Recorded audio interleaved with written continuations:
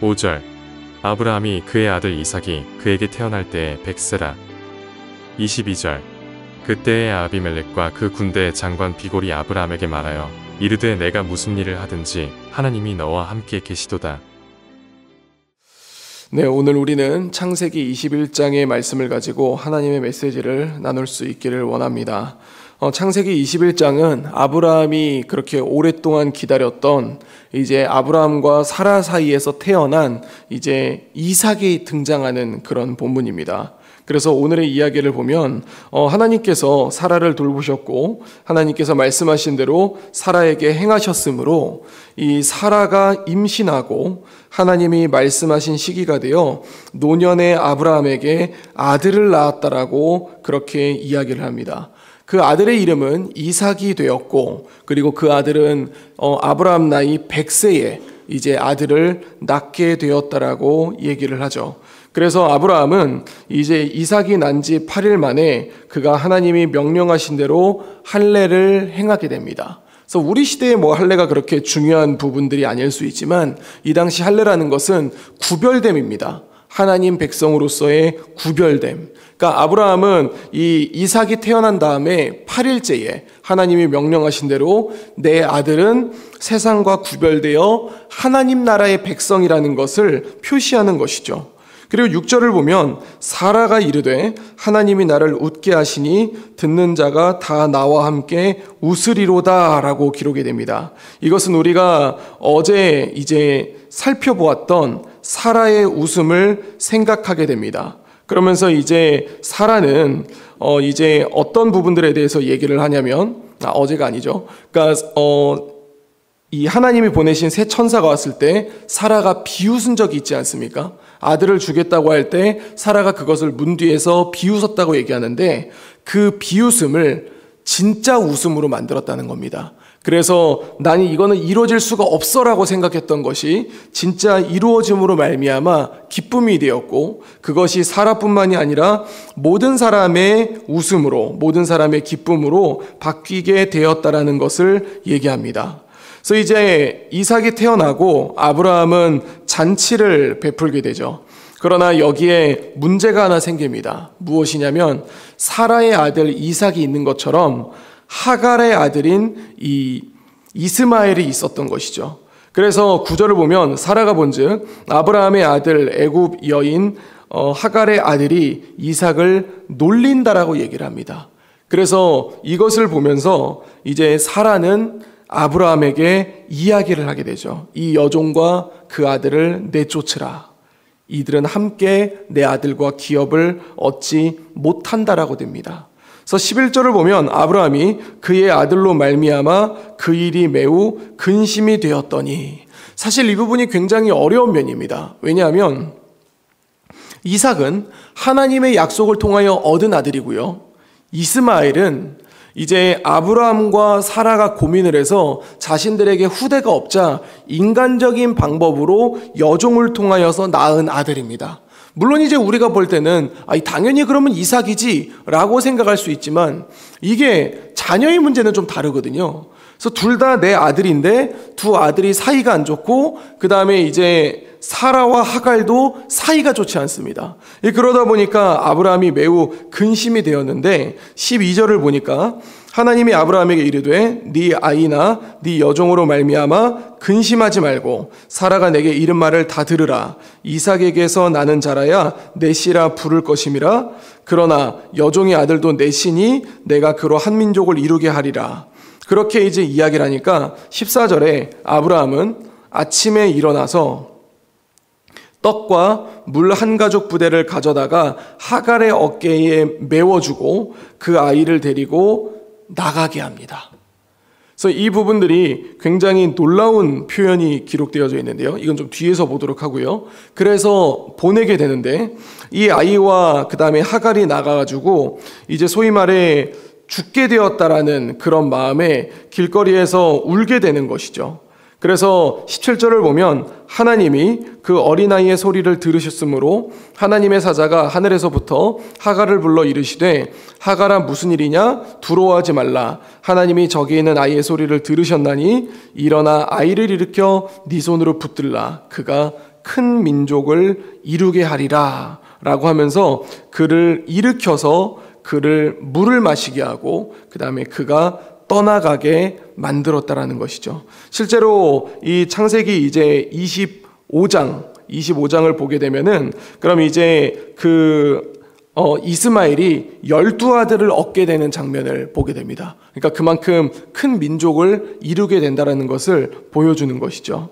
이제 시점은 22절로 오면은 아브라함과 아비멜렉의 이야기로 나아가게 됩니다. 그래서 아비멜렉과 그 군대 장관 비골은 아브라함에게 뭐라고 얘기하냐면 네가 무슨 일을 하든지 하나님이 너와 함께 계신다라고 하면서 이제 그 언약을 맺게 되죠. 그래서 27절을 보면 아브라함이 양과 소를 가져다가 아비멜렉에 주고 두 사람이 서로 언약을 세우니라. 그래서 이제 27절의 내용을 보면은 이 언약을 하고 28절은 그 우물에 대한 그런 이야기를 나누게 됩니다.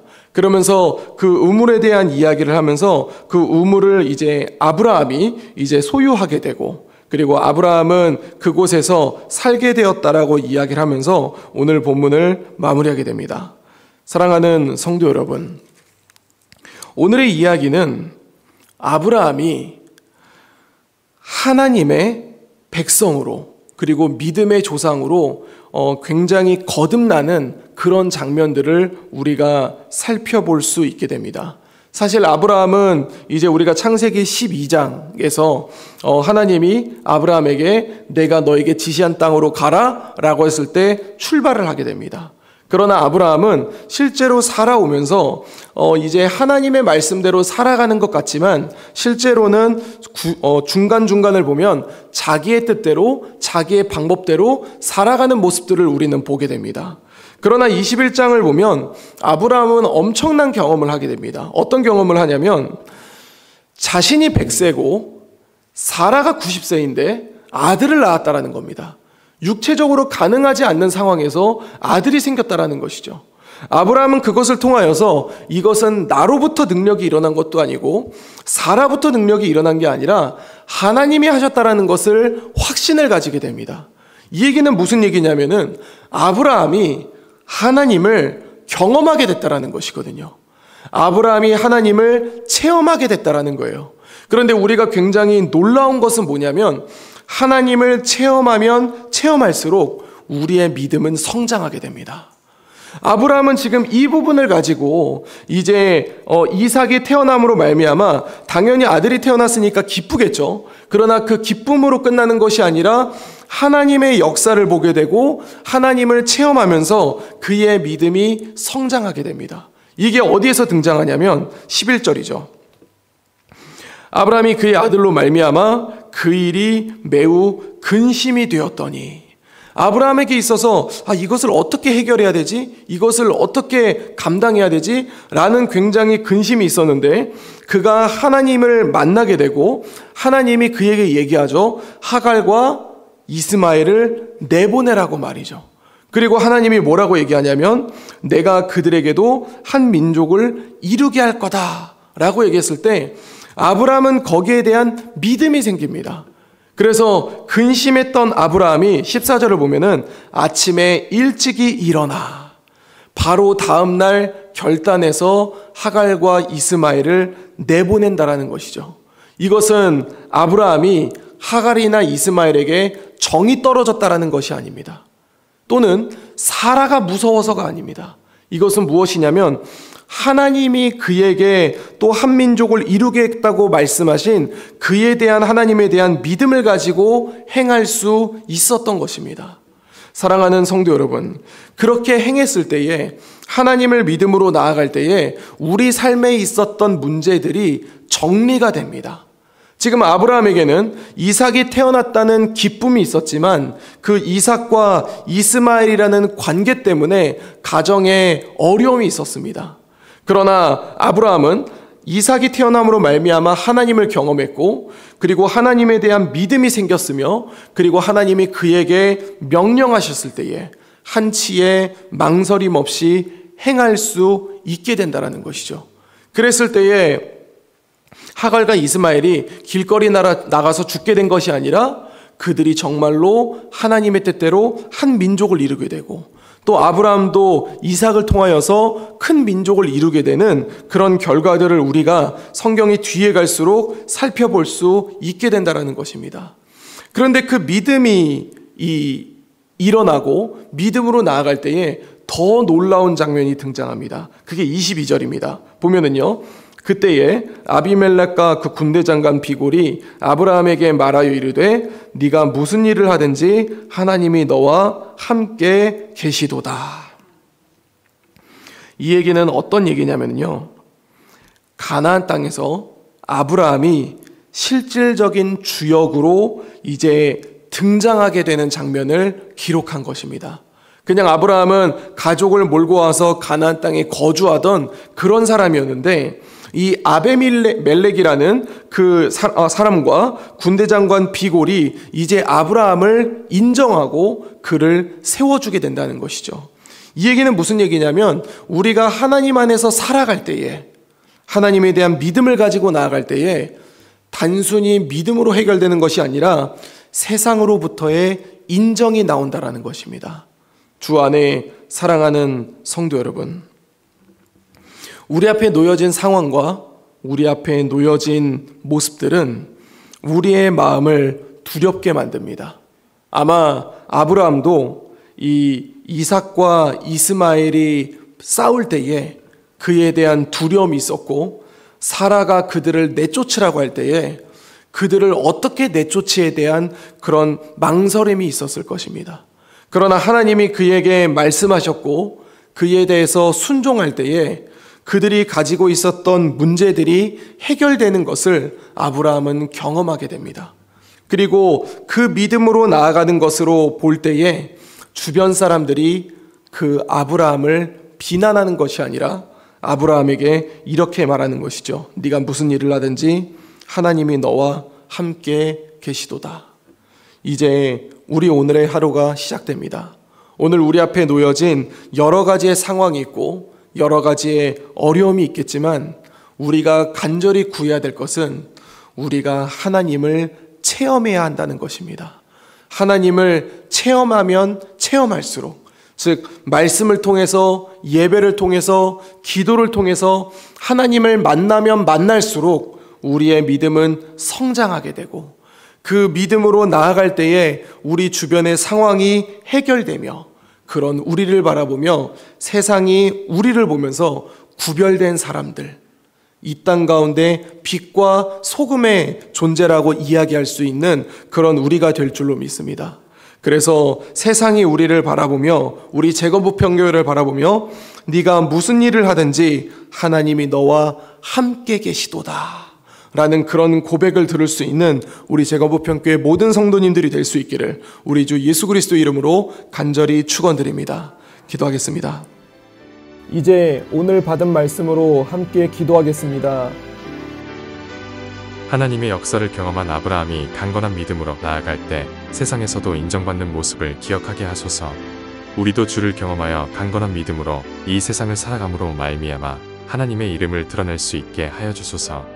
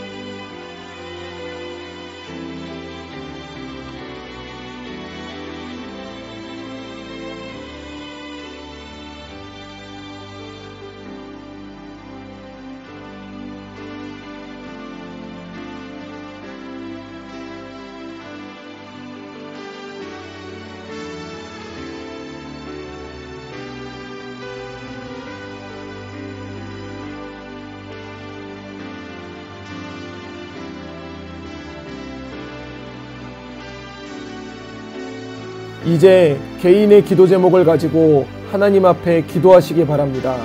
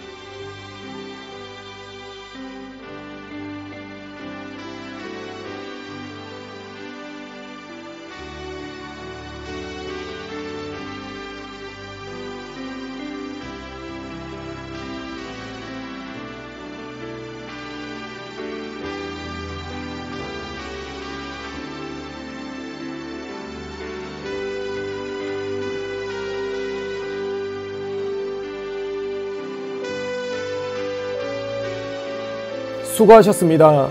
오늘도 하나님의 인도하심 가운데 승리의 하루를 보내시는 우리 재건부평교회 모든 성도님들이 되시기를 주님의 이름으로 축복합니다.